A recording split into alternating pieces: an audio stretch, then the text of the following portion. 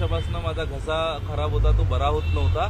जैन मुनी पद्मसागर यांच्या आशीर्वादाने तो बरा झालेला आहे. कुठेतरी अंधश्रद्धेला खतपाणी घालण्याचा प्रकार हा वाटत नाही. मला वाटतं की 24वे तीर्थंकर भगवान महावीर यांनी जेव्हा जैनिझमची स्थापना केली तेव्हा त्यांनाही कुठलेही चमत्कार अपेक्षित नव्हते.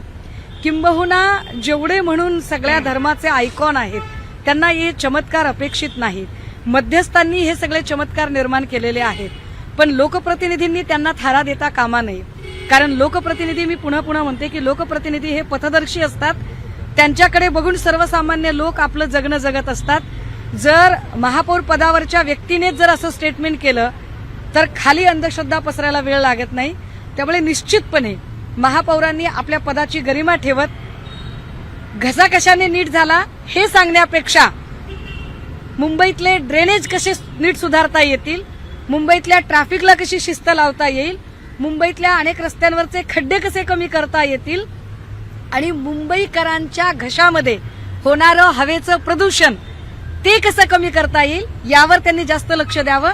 मला वाटतं त्यांची नेमणूक त्या कामासाठी आहे, त्यांना कळलं पाहिजे. दीपक आबा प्रकरणात वादाच्या भोवऱ्यात अडकलेल्या आहेत.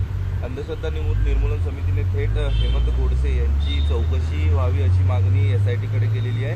गोडसेंना तिकीट मिळावं यासाठी त्यांनी या बाबाला थेट चॉपरने अमित शहांकडे नेलं होतं. हो, अमित शहा यांच्यासोबत जो फोटो दिसतोय खरातचा, तो फोटो हा गोडसेंनी त्यांना लोकसभेच्या तिकिटासाठी नेल्यानंतरचा फोटो आहे अशी माहिती पुढे येते. हेमंत गोडसे फक्त तेवढ्यापुरतेच नव्हते तर अनेक ठिकाणी भूमिपूजन असेल, छोट्या मोठ्या पूजा असतील ते त्यांना घेऊन जात होते. दीपक आबांच्याकडेही ते गेलेले आहेत. अर्थात माणसांचे फोटो असले आणि कुणीतरी पूजा घालून घेतली म्हणजे ते लगेच गुन्हेगार आहेत असं आमचं म्हणणं नाही. म्हणजे दीपक आबांकडे पूजा झाली म्हणजे दीपक आबा साळुंखे गुन्हेगार आहेत असं आमचं अजिबात म्हणणं नाहीये. पण एक नक्की आहे, लोकप्रतिनिधी म्हणून ज्या लोकांनी परिस्थिती सुधारायला हवी होती त्यांनी परिस्थिती बिघडवलेली आहे आणि काही लोक मात्र निश्चितपणे आर्थिक गैरव्यवहारात अडकले असण्याची शक्यता आहे. जगदंबा पतसंस्थेचा प्रमुख नामकर्ण आवारे हा 10 ते 14 वर्षांच्यासाठी तो शिवनिकावर संचालक होता आणि शिवनिकाचा प्रमुख खरात हा जगदंबा पतसंस्थेवर तब्बल 6 वर्ष अध्यक्ष होता, आता संचालक.